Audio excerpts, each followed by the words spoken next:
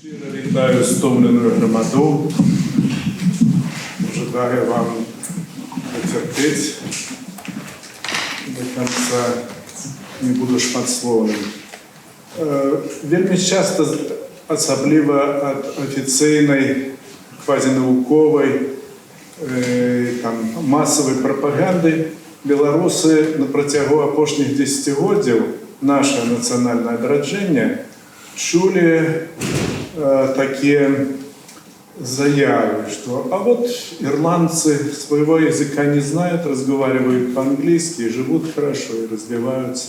Это как бы вот такое нас натхняли на русификацию и позбавление от своей мовной и культурной традиции. Постараюсь обвергнуть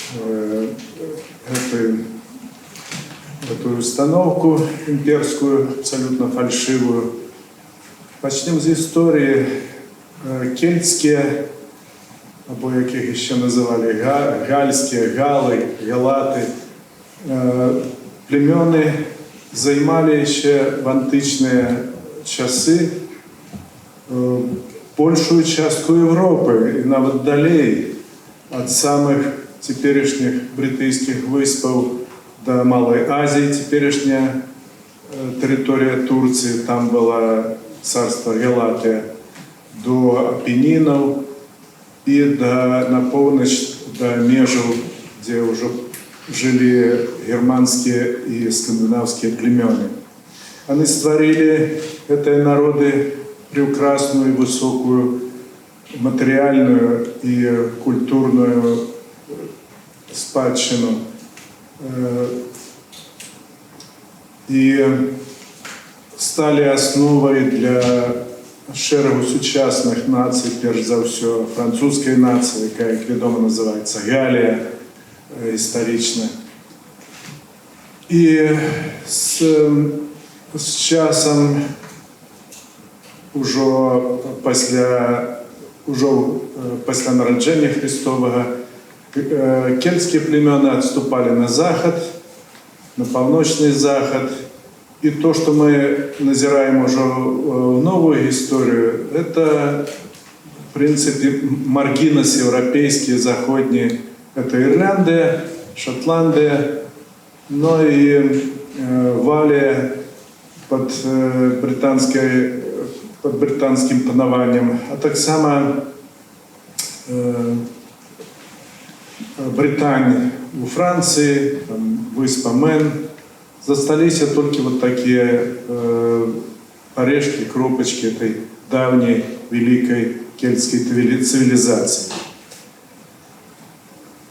Ирландцы на своей выспе Эйры, как их называли тогда, и выспа называлась Гиберния, они жили, не знавшие чужинское панование, вельми долго, хотя еще тесть императора Августа римского Агриппа, стоячи на березе Британии, уже завоеванной римлянами, и глядячи на бачно на далегляде берег Гибернии, казал: «Я мог бы завоевать эту выспу с одним легионом». И он помолялся. Трагедия Ирландии почалась в 8 стагоддзі нової ери з завоюванням гіперактивних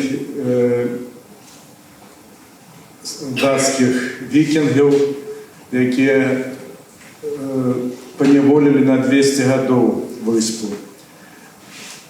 Вызволение настало 23 красавика 1014 года. Символично, вот как наша битва при Орше, 1514 год, ровно за 500 годов до нашего белорусского триумфа. Ирландские объединенные войски и посполитое рушение выиграли битву, разгромивши викингов в битве при местечку Клантарф. И еще больше за 150 годов княствы на Ірландській выспе развивались в незалежности и самостойно. Потом при конце 12 столетия здрадники привели британцев на выспу, и началось долгое британское владарение на выспе. И началось 800-годовое змагання ирландского народу за свое вызволение. Каждое поколение имело свое повстание, заканчивались трагичное это повстание. И такий вирішальний етап почався уже в 19 столітті, вирішальний етап національного розвиття з огульноєвропейської хвалі національних одроджень. Після французької революції, наполеоновських воїнів. И здавалось, что все уже британцы вытоптали в Ирландии, что уже в конце 18 століття зникала мова, відбувалося панування британського міра, як я це називаю. І ось в 1846 году, годовину давней битвы на полях каля местечка Клантаф, собрались 1 мільйон ірландців на мітинг, на святкування своєї давньої історичної перемоги. Это был настолько выразный и яркий символ национального одроджения, что британцы наполохались и предприняли свои деяния. Уже в наступный год настала природная, але, як стверджають історики, скерована, організована ірландцями український голодомор москалями, катастрофа. Головная ежа ірландців бульба, як і у білорусів, напала на эту культуру хвороба, есть латинская назва, и практично знищила весь урожай. Але Лондон протягував вивозити з виспи контингенти, продукти поводле визначених норм. И в вынику это организованного голодомора 8-миллионное насельництво выспы зменшилось до 3 миллионов.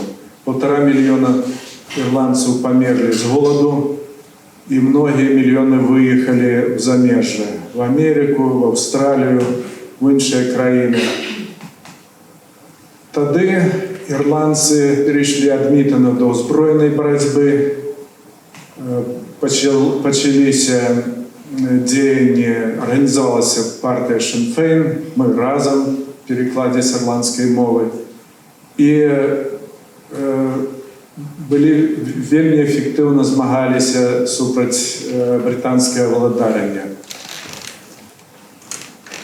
Але ніхто з них не поставив вершиню угла одродження національної мови. Она уже была фактично страчена в огульной статистиці виспи. Это якби, для їх було важніше інше, для їх було важніше заховання релігійної традиції, приналежності до католицького костюла. Британці з 16 століття, як відомо, були протестантами і притісняли, переслідували католицкую церкву, католицкий костел. И вот гэты акцент, ён вызначил менавіта ірландскае змагання. И коли красавицкие дни 1916 года началось повстание, пасхальное повстание супроть британцев в Дублине, столице Ирландии, то про декларацію, звернуту до ірландської нації, керівники этого повстання писали уже по-британську. Тільки в заголовку були введені два слова «Облатна Еріна», Ірландська республіка. Все остальне вже було по-ангельську написано, на мові оккупанта. Ну и вот все это свідчило про то, что свой, конечно, шлях обрали ирландцы вызволения, чим ён адрозніваўся ад беларускага. Великий британский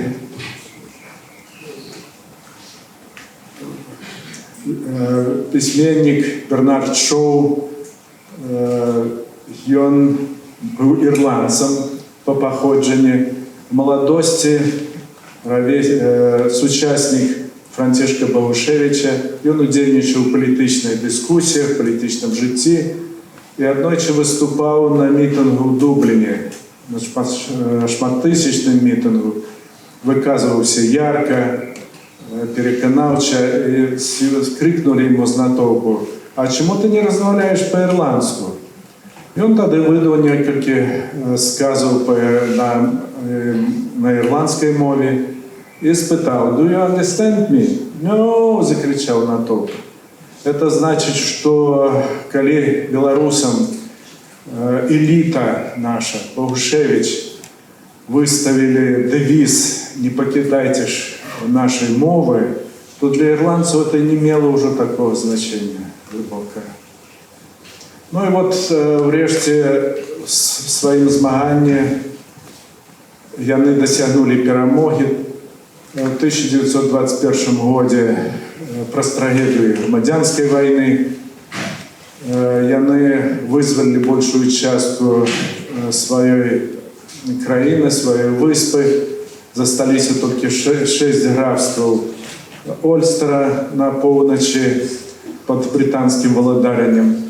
И вось уже на протягу больше за 100 годов в Ирландии никто не переследует ни ирландскую мову, ни ирландскую культуру. Держава завсёды готова допомагчи развитию национальному в этих сферах. А вынику ніякага. Вынік дакладней толькі адмоўны, потому что колькость носьбітаў ирландской мовы зменшаецца катастрофічна. Вось апошнія дзесяцігоддзі, нават параўноўваючы, друкуюцца карты, моўныя карты Ірландыі. И там засталіся толькі як оспінкі, такія кропачкі зелёныя на паўднёвым сходе, на паўднёвым захадзе выспы. В самых засуфаных таких рыбацких поселках люди протягивают на штодень размовлять по-ирландску. Все остальные уже спокойно, без эмоций живут на мове оккупанта. И нават не усведомляют это.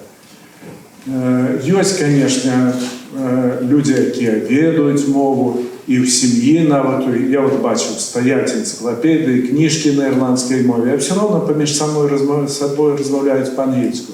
Детей посылают в специальные летники, где дети между собой повинны размовлять по-ирландски. Ну и когда детенок вертается в хату после этого летника, то, конечно, до его звертаются. How do you do? И снова по-английски.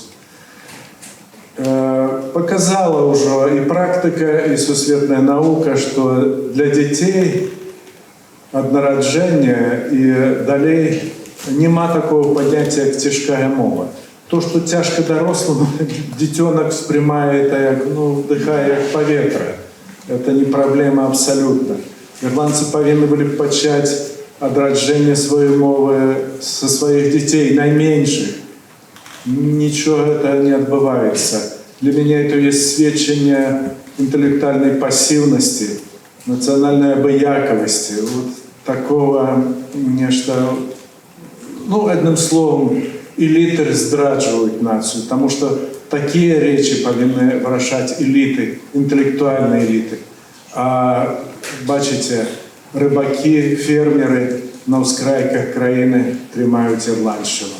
Ірландія не може бути для нас становчим прикладом національного змагання за свою мову, за свою культуру, за свою державу. Тому що це зовсім інша модель, яка нам не пасує. Наша революція – це є відродження мови, відродження нашої духовності, нашої традиції. А що буде з ірландцями? Мої прогнози, вони не вельми добрі. Мені здається, що коли не відбудеться зруху в елітах, коли не заболит душа, то ничего за это не будет. Это некие метафизичные проблемы. И вот скончится тем, что будут белорусы, будут цыганы и іншие, у которых нема своей державы. А ирландцев уже может не быть. Просто будет вот такой британский мир. И нават та статистика, что у ирландцев аж 3 лауреатов Нобелевской премии по литературе есть ничто, есть фикция а-ля мадам Алексеевич. Потому что писались их творы на английской мове, они належат для британского мира. И все это, в принципе, есть интеллектуальная праца на чужий рахунок. Нам это не приклад. Будем отражать нашу мову, ратовать от русификации наших детей. Живи Беларусь!